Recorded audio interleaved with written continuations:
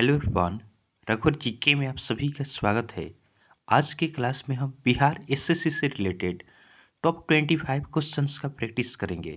साथ ही साथ इन सभी क्वेश्चन से रिलेटेड जितने भी इम्पोर्टेंट पॉइंट्स हैं उन सभी को भी हम डिस्कस करेंगे। तो आप क्लास को लास्ट तक देखें और वीडियो पसंद है तो चैनल को सब्सक्राइब जरूर करें ताकि नेक्स्ट क्लास का नोटिफिकेशन भी आपको मिलता रहे। तो चलिए आज का क्लास हम स्टार्ट करते हैं। हमारा फर्स्ट क्वेश्चन है, आरंभिक वैदिक काल में वर्ण व्यवस्था आधारित थी। तो आरंभिक वैदिक काल, इसमें आपका वर्ण व्यवस्था जो थी यह किस पे आधारित थी? तो वर्ण व्यवस्था यह आपका व्यवसाय पर आधारित था। किस पे आधारित था? व्यवसाय पे आधारित था। तो ऑप्शन सी हमारा सही आंसर होगा। आरंभिक वैदिक काल में क्या होता है कि जिसका जो व्यवसाय था वही उसका क्या हो जाता था? वर्ण अर्थात जाति हो जाता था। तो वैदिक काल में आपका समाज को 4 वर्णों में आपका विभाजित किया गया था। कितने वर्णों में? तो 4 वर्णों में विभाजित किया था। तो कौन कौन? तो ये आपके थे, ब्राह्मण थे, क्षत्रिय थे, वैश्य और शूद्र थे। आप इसे ध्यान रखेंगे। नेक्स्ट क्वेश्चन है, निम्नलिखित में से ऋग्वेद काल के दौरान किसकी जानकारी नहीं थी? तो ऋग्वेद काल, इस दौरान किसकी जानकारी नहीं थी? तो इस दौरान आपका वर्ण व्यवस्था की जानकारी नहीं थी। और वर्ण व्यवस्था किस आधार पर? तो जाति के आधार पर वर्ण व्यवस्था की जानकारी नहीं थी। तो सही आंसर क्या होगा? ऑप्शन सी हमारा सही आंसर होगा। ऋग्वैदिक काल में वर्ण व्यवस्था जाति के रूप में नहीं थी, बल्कि ये आपका किस रूप में थी? तो व्यवसाय के रूप में थी। आप इसे ध्यान रखेंगे। नेक्स्ट क्वेश्चन को देखते हैं। अगला प्रश्न है, निम्नलिखित में से कौन सा अन्न मनुष्य द्वारा सबसे पहले प्रयोग होने वाले में से एक था? तो किस अन्न को आपका मनुष्य ने सबसे पहले प्रयोग किया? तो यह आपका था जौ था। कौन था? जौ। तो जौ का प्रयोग सबसे पहले आपका मानवों द्वारा प्रयोग किया गया। तो ऑप्शन सी हमारा सही आंसर होगा। जौ की 2 किस्मों की खेती आपका हड़प्पा सभ्यता में आपका की जाती थी। कौन सी खेती की जाती थी? तो जौ का आपका 2 किस्मों की खेती आपका हड़प्पा सभ्यता में की जाती थी। और बात करें कि मानव द्वारा आपका सर्वप्रथम किस जानवर को पालतू बनाया गया? तो जानवर पूछे तो जानवर कौन सा हो जाएगा? तो यह आपका हो जाएगा कुत्ता। कुत्ता को मानवों ने सबसे पहले पालतू बनाया। वहीं बात करें कि औजार, किस औजार का प्रयोग आदि मानव द्वारा सबसे पहले किया गया? तो यह आपका था कुल्हाड़ी। क्या था? कुल्हाड़ी था। तो आप इन तीनों क्वेश्चंस को ध्यान रखेंगे। नेक्स्ट क्वेश्चन को देखते हैं। यज्ञ सूत्र निम्न में से किस वेद में है? तो यज्ञ सूत्र यह आपका किस वेद में है? तो यज्ञ सूत्र यह आपका यजुर्वेद में है। किस वेद में है? यजुर्वेद में है। तो ऑप्शन सी हमारा सही आंसर होगा। यजुर्वेद में ही आपका पहली बार राजसूय और वाजपेय जैसे राजकीय समारोह का भी उल्लेख मिलता है। राजसूय यज्ञ हो गया, वाजपेय हो गया, इसका भी उल्लेख आपका यजुर्वेद में ही मिलता है। और यजुर्वेद आपका गद्य एवं पद्य दोनों में है। ये क्वेश्चन आपसे पूछा गया है पहले कि आपका कौन सा वेद है जो आपका गद्य एवं पद्य दोनों में है? तो ये आपका है यजुर्वेद है। तो आप इसे ध्यान रखेंगे। यजुर्वेद 2 भागों में आपका विभाजित है। एक आपका है कृष्ण यजुर्वेद और दूसरा क्या है? शुक्ल यजुर्वेद। तो यहाँ से 3-4 क्वेश्चन बनते हैं कि यज्ञ सूत्र निम्न में से किस वेद में है? तो यज्ञ सूत्र आपका यजुर्वेद में हो गया। उसके बाद हम बात करें कि यजुर्वेद से ही आपका क्या मिलता है? तो आपका राजसूय यज्ञ और आपका वाजपेय मिलता है। ये आपका कहाँ से मिलता है? यजुर्वेद से मिलता है। और यजुर्वेद आपका क्या है? गद्य और पद्य दोनों में है। ये भी काफ़ी आपका इंपॉर्टेंट क्वेश्चन है कि यजुर्वेद आपका गद्य और पद्य दोनों में आपका है। उसके बाद यजुर्वेद को 2 भागों में बांटा गया है। कौन कौन? तो एक आपका है कृष्ण यजुर्वेद और दूसरा क्या है? शुक्ल यजुर्वेद। नेक्स्ट क्वेश्चन को देखते हैं। जुरैसिक काल का माना गया पूरी तरह तैयार वृक्षीय फॉसिल कहाँ पाया गया? जुरैसिक काल का माना गया आपका पूरी तरह तैयार वृक्षीय फॉसिल कहाँ पाया गया है? तो यह आपका छत्तीसगढ़ में पाया गया है। कहाँ पाया गया है? छत्तीसगढ़ में पाया गया है। ऑप्शन बी हमारा सही आंसर होगा। यह कब पाया गया? तो यह आपका 2012 में पाया गया है छत्तीसगढ़ में। और यहाँ आपके 6 फॉसिल मिले हैं। कितने मिले हैं? तो 6 आपके फॉसिल मिले हैं। नेक्स्ट क्वेश्चन को देखते हैं। नेक्स्ट क्वेश्चन है, सिंधु घाटी सभ्यता की लिपि कौन सी थी? देखिए, सिंधु घाटी सभ्यता, इसकी लिपि की हम बात करें तो इसकी लिपि अब तक क्या है? अज्ञात है। इसकी कोई लिपि नहीं है, इसको अभी तक पढ़ा नहीं जा सका है। तो ऑप्शन बी हमारा सही आंसर होगा कि सिंधु घाटी सभ्यता, इसकी लिपि क्या है, अज्ञात है। अगर आपके एग्जाम में अज्ञात न दे और दे दे आपका सिंधु लिपि दे दे तो आप उसे आंसर दे सकते हैं। नेक्स्ट क्वेश्चन को देखते हैं। अगला प्रश्न है, निम्नलिखित में से कौन सी जनजातीय सभा सामान्य रूप से जनजातीय सरदार के चुनाव में शामिल होती थी? निम्नलिखित में से कौन सी जनजातीय सभा सामान्य रूप से जनजातीय सरदार के चुनाव में शामिल होती थी? तो ये आपके शामिल होती थी समिति। समिति आपका जनजातीय सरदार के चुनाव में आपका शामिल होती थी।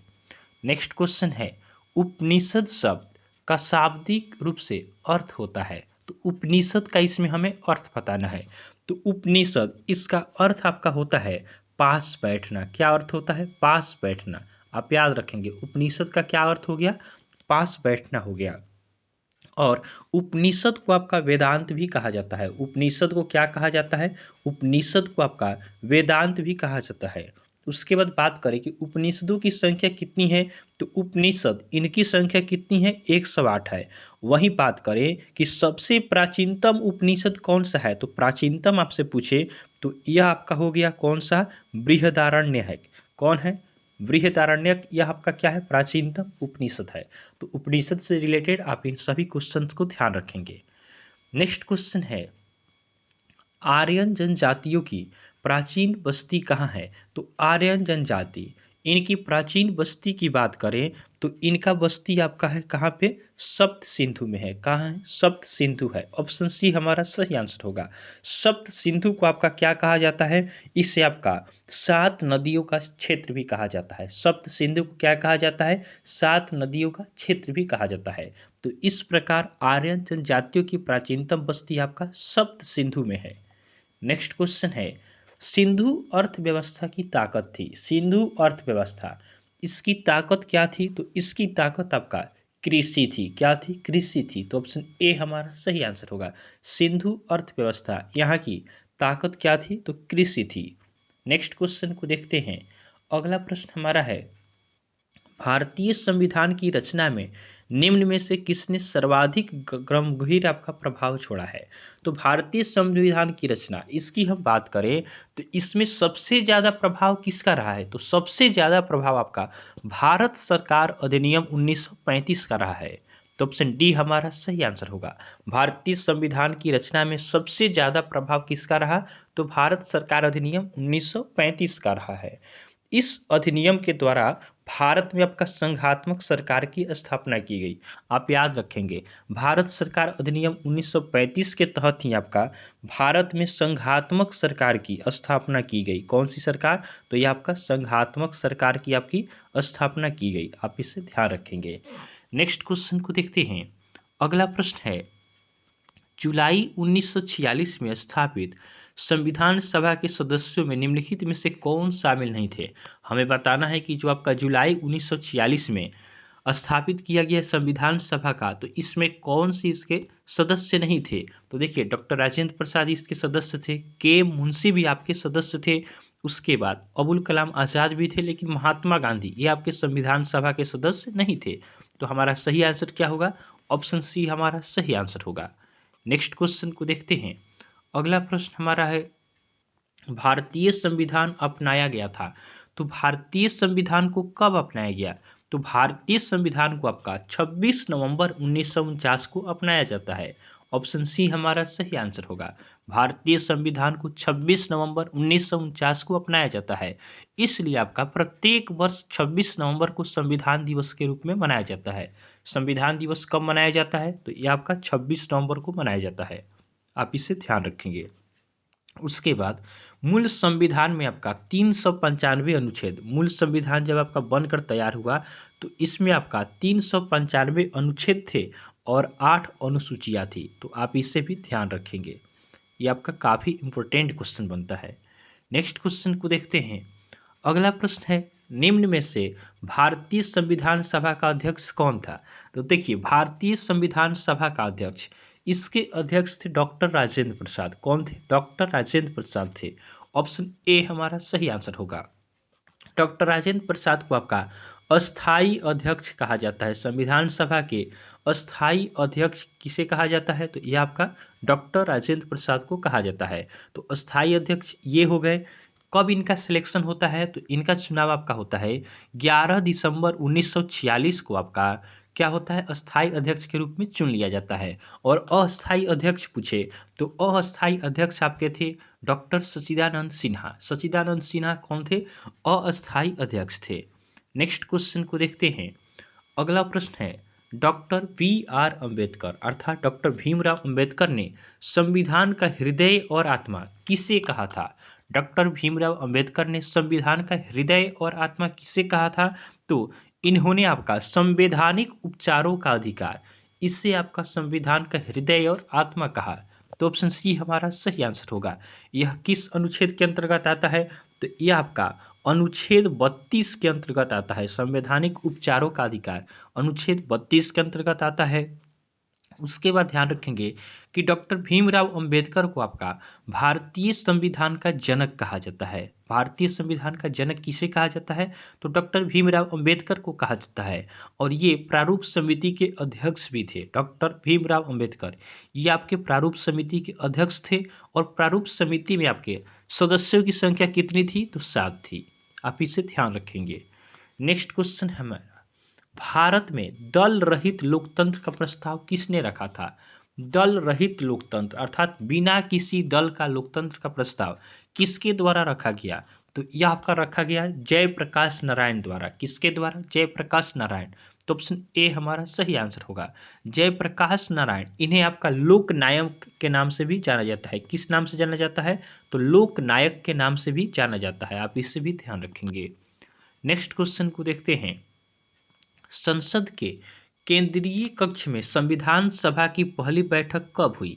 संसद के केंद्रीय कक्ष में आपका संविधान सभा की पहली बैठक कब होती है? तो यह बैठक आपका होता है 9 दिसंबर 1946 को। कब होता है? 9 दिसंबर 1946 को होता है।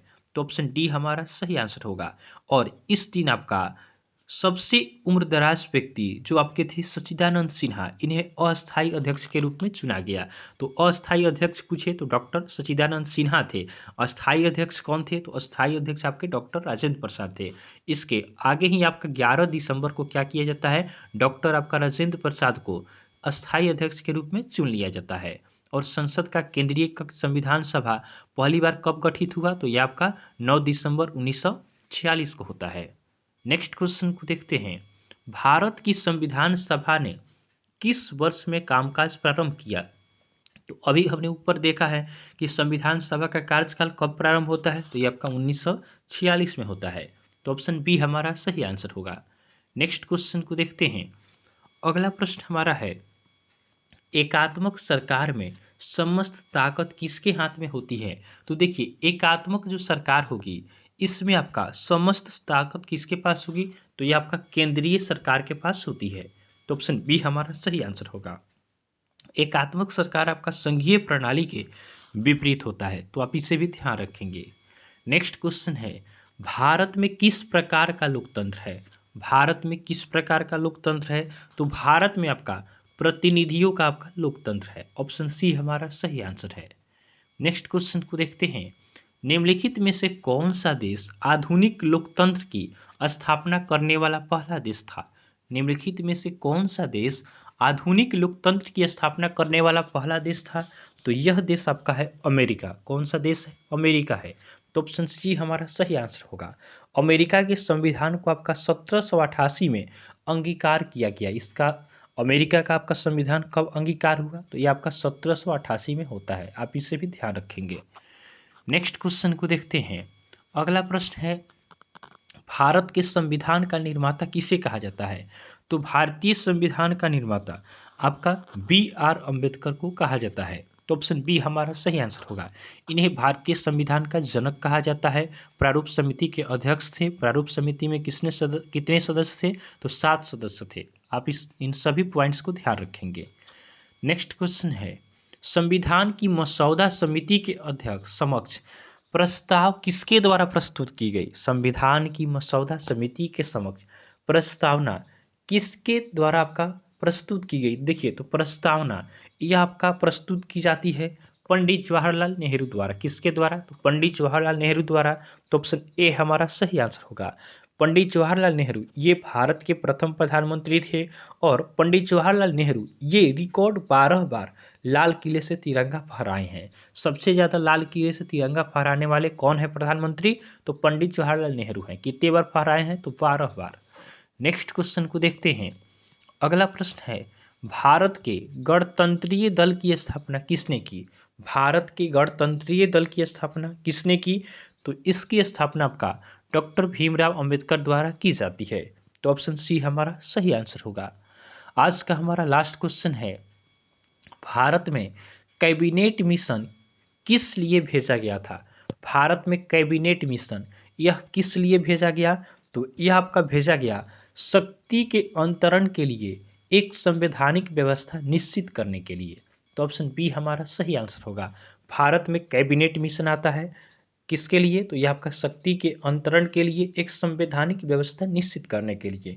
कैबिनेट मिशन कब आता है? तो कैबिनेट मिशन यह आपका 1946 में आपका भारत आता है। कब आता है? तो यह आपका मार्च 1946 में भारत आता है। और इसके सदस्य कौन कौन थे? तो कैबिनेट मिशन इसके 3 सदस्य थे। एक आपके थे पैथिक लॉरेंस थे, दूसरे आपके क्रिप्स थे और तीसरे कौन थे? ये आपके अलेक्जेंडर थे। ये तीनों आपके कैबिनेट मिशन के सदस्य थे जो आपका मार्च 1946 में भारत आया।